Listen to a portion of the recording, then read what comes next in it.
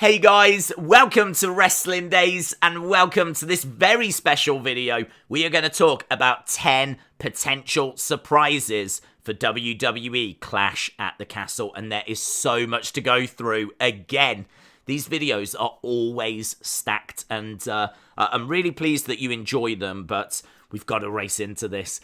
This is the first premium live event coming from the UK since SummerSlam 1992. So 30 years we've waited. The excitement is real, right? There is a lot of excitement.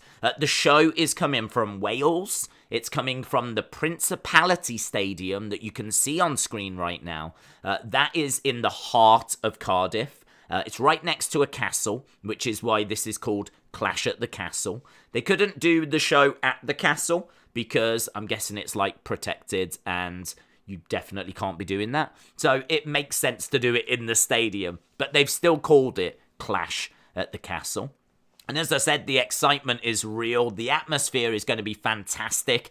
And there is plenty of potential surprises, returns, swerves. And we're going to look at 10 of them. If you think there's more or something that we should have included, feel free to put it down below. I've got other questions for you as well, though. This is stacked full of questions. So much to talk about. As we said, let's get to it. So, one person that I would love to see make an appearance, and I don't know that she's going to be there, is Tegan Nox. Now, this might be a name that some of you don't recognize, and that's fine. Let me quickly bring you up to speed.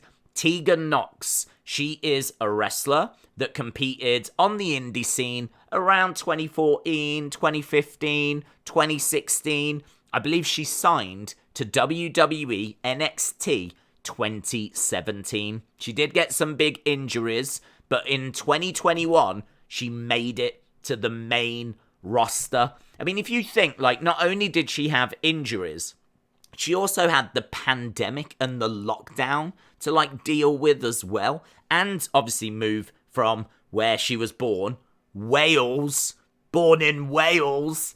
She had to move all the way over to America and get used to living in America and Orlando. And sadly, she got released. She was released at the end of 2021. And as we said, you know, there's not many superstars that have come from Wales. And so she is one. And as we said, she got released last year. She was always someone that Triple H really appreciated. And I can definitely see him picking up the phone and giving her a call. So she might come back for like a one-off appearance, which would be really cool. And the crowd would love it. A lot of people have said they would like her to come back permanently. I don't know how possible that is. As we said, her injuries were very real. And I don't know, like, if she was in discomfort or if those injuries were a long-term concern. Either way, I would love to see her do something at Clash at the Castle.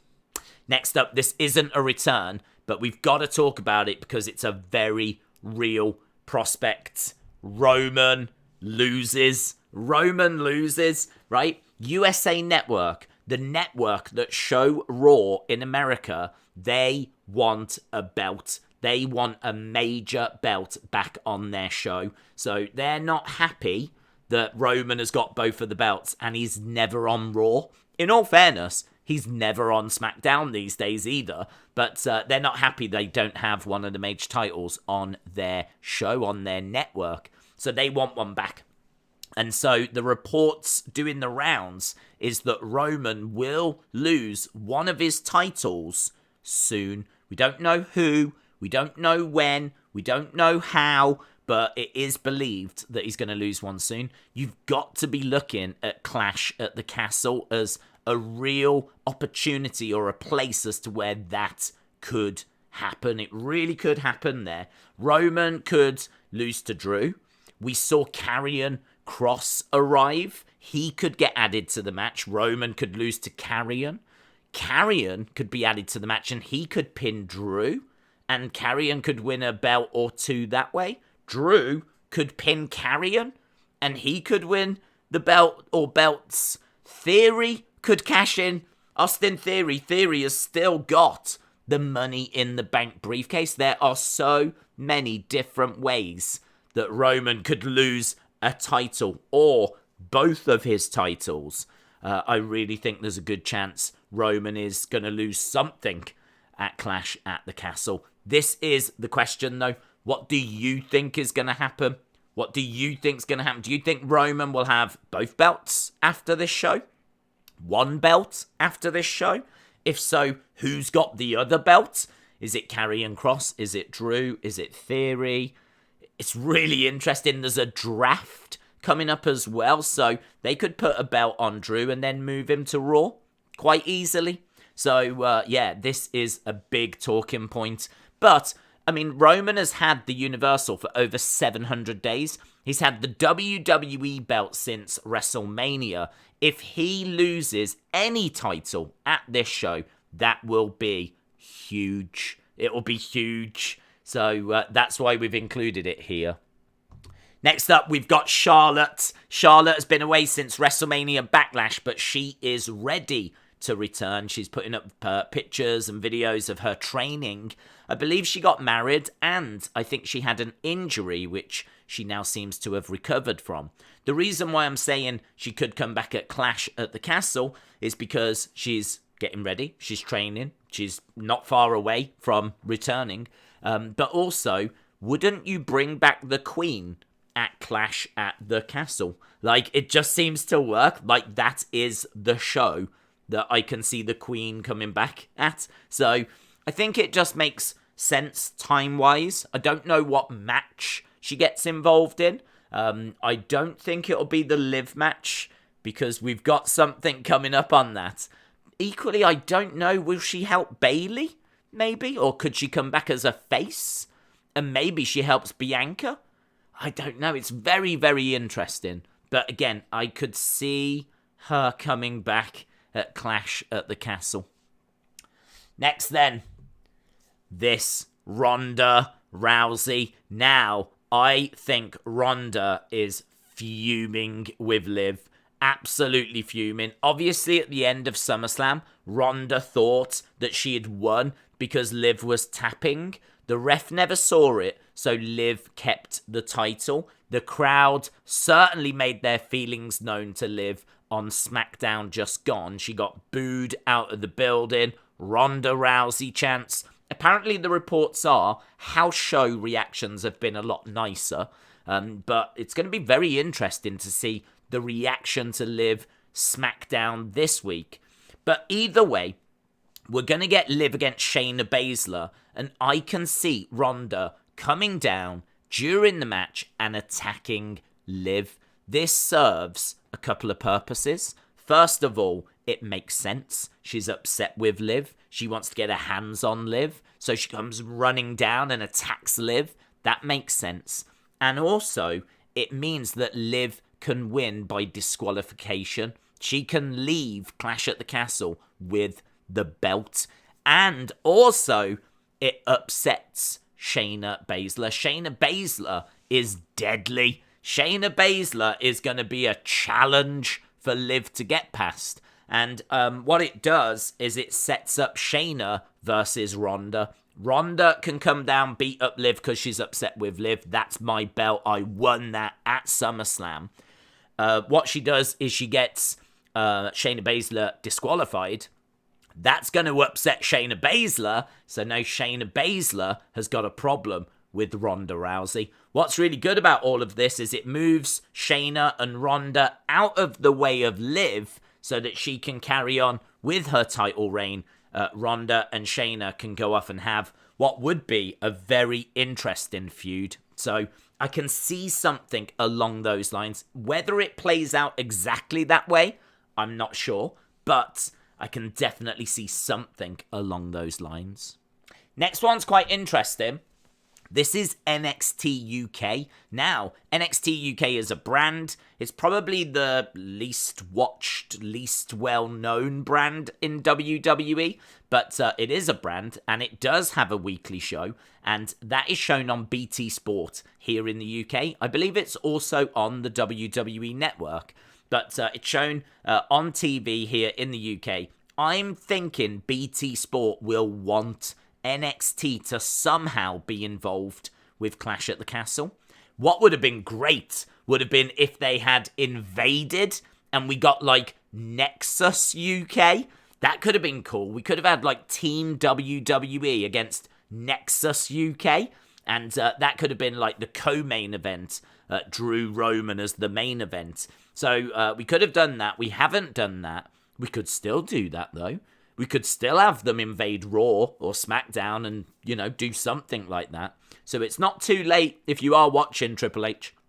But yeah, I don't think we're going to get that. Another cool thing we could have done is Pete Dunne, Butch. He could have been in trouble. And Trent Seven and Tyler Bate could have come down and saved him and helped him. Those three together are known as British Strong Style. And that would have got a good reaction from the crowd. The only problem with that is I think Trent is a heel at the moment. So it doesn't really work time-wise.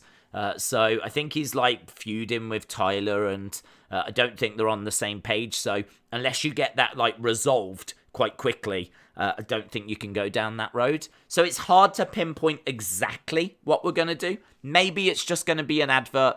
Perhaps it'll be nothing more than an advert. Maybe they'll have some NXT UK talent that they'll interview in the crowd, but I do expect to see something. I do expect some kind of presence from NXT UK. I just think BT Sport are going to put pressure on that because they show it every week, and this is just free promotion for that brand. So I do expect something.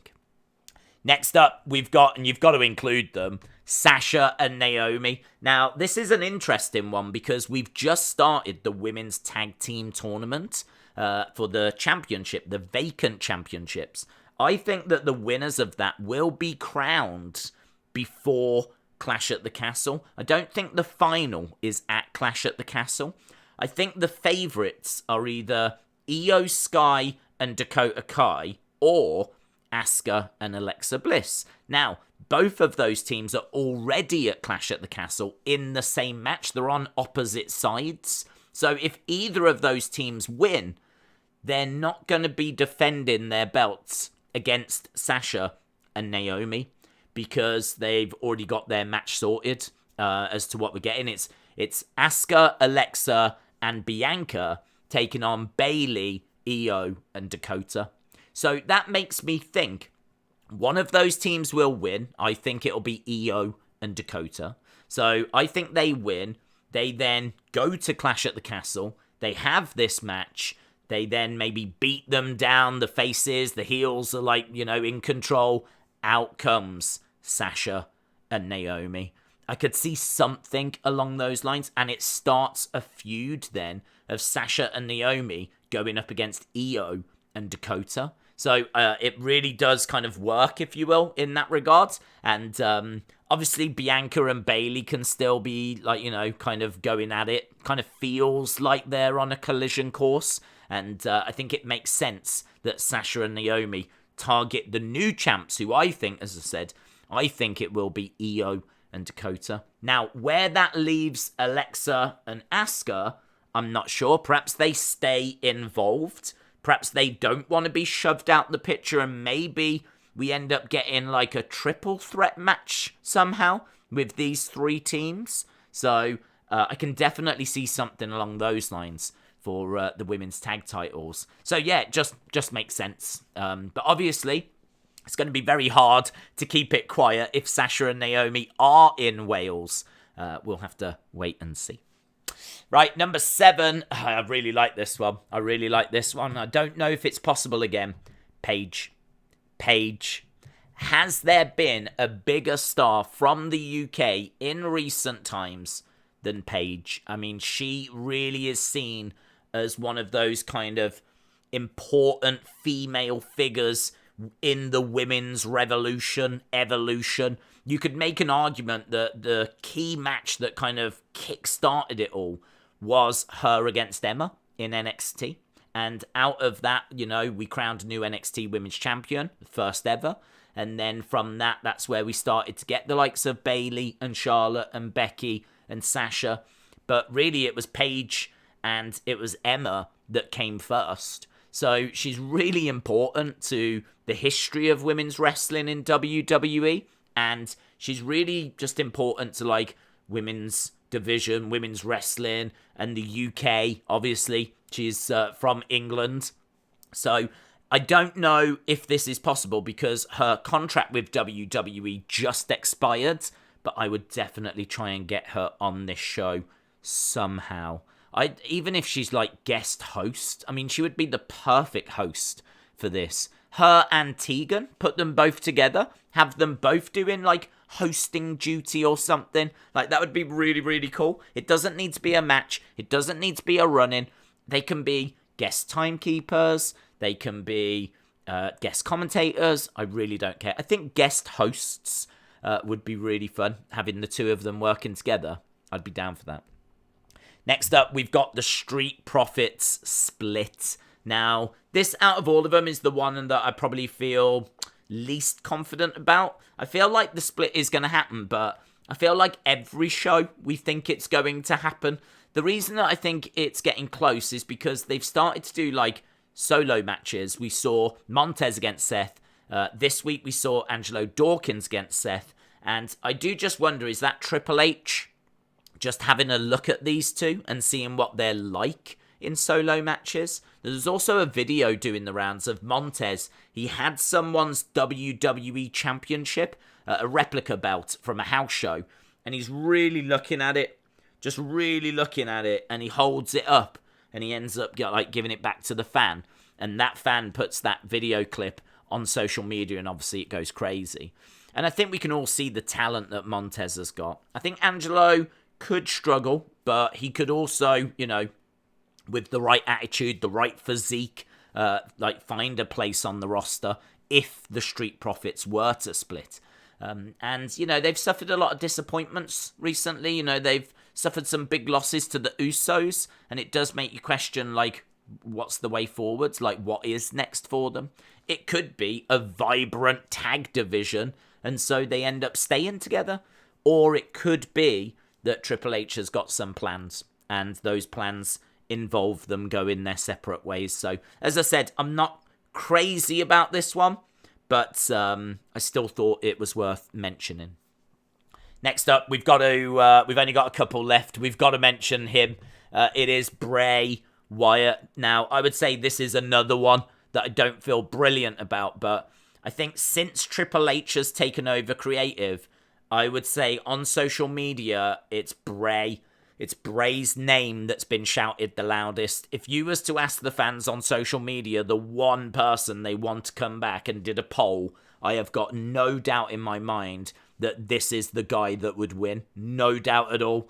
They want Bray. He keeps trending, and I'm pretty sure Triple H is not like ignoring that. I'm pretty sure he can see that. The only problem is, does Bray want to come back? Or was he burnt a bit too much? Literally. But also, he did put a tweet out, and the tweet was like a reminder about what wrestling means to him. And it was really interesting. We did a video on it, and I said, normally if you remind yourself of something, it's because you've forgotten about it. So is it a case that he had forgotten about wrestling? Not forgotten, but like buried it. He moved on. He was going into movies. And now he's thinking about wrestling again. It's clearly on his mind. It's clearly on his mind. Otherwise, why would he tweet about it? So, you know, is he starting to think about wrestling and think about what wrestling means to him? You know, is this the start of Bray thinking about returning? So, I don't know. You can always read into things as much as you want to. I'm not going to go crazy with this. But I do think that now that Vince has gone, I think there's a great chance that Bray returns. I think that Triple H will be fully aware that this is the guy that fans, certainly on social media, want to return the most. And I think he's going to want to make fans happy. Whether a deal can be done, whether it's going to be as soon as Clash at the Castle. Does Clash at the Castle even make any sense? I really don't know, but I feel like you've got to mention him. You've got to mention him. I feel like now that Vince has gone, the chances of Bray returning greatly increased. And that brings us to our final one. This is the final one for us to talk about, and this might just be my favourite. might just be my favourite. We've spoke about some really good stuff. We spoke about Tegan Nox. We spoke about Roman Reigns losing a title or both titles. We spoke about Charlotte. We spoke about Ronda starting a feud with Shayna. We spoke about NXT UK, Sasha and Naomi, Paige, the Street Profits splitting up, Bray Wyatt, and now Bret the Hitman Hart.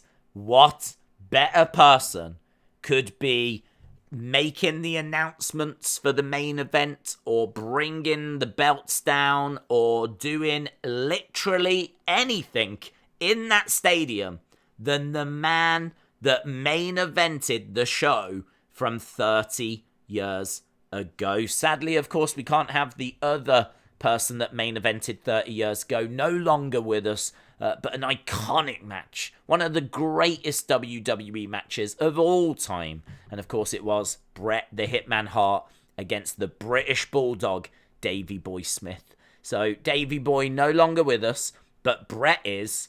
And wouldn't that just be one of the nicest ways imaginable to tie this show to the show that took place 30 years ago and connect the two of them? I just think it would be such a great opportunity. Now, I don't know if he's on good terms with WWE or bad terms with WWE. I don't know if he's being really moody with them and it's just not going to happen, or if he's talking to them and there's a chance of it happening. I really don't know. I equally don't care. I just think that this is such a great opportunity. I don't care what it takes. Get him on a plane, get him to Wales, and do something, right? Even if it's just come out and wave at the fans. I just think having him there and connecting this show with the one from 30 years ago at Wembley is too good of an opportunity to miss. So, those are my 10 surprises, swerves. Let me know your thoughts down in the comments below. I hope you enjoyed this video. The feedback for the other top 10s has been so good. I wanted to get another one done for you guys, and as I said, I hope you enjoyed it. Feel free to put your thoughts, suggestions for future videos. Even if you've suggested it before, just type it again, put it again. I'm always looking for ideas, and I can promise you I will be reading the comments, seeing what you lot are saying about Clash at the Castle. Awesome. Thanks a lot for watching. Really appreciate it as always. And hopefully, I'll see you again next time. Bye for now.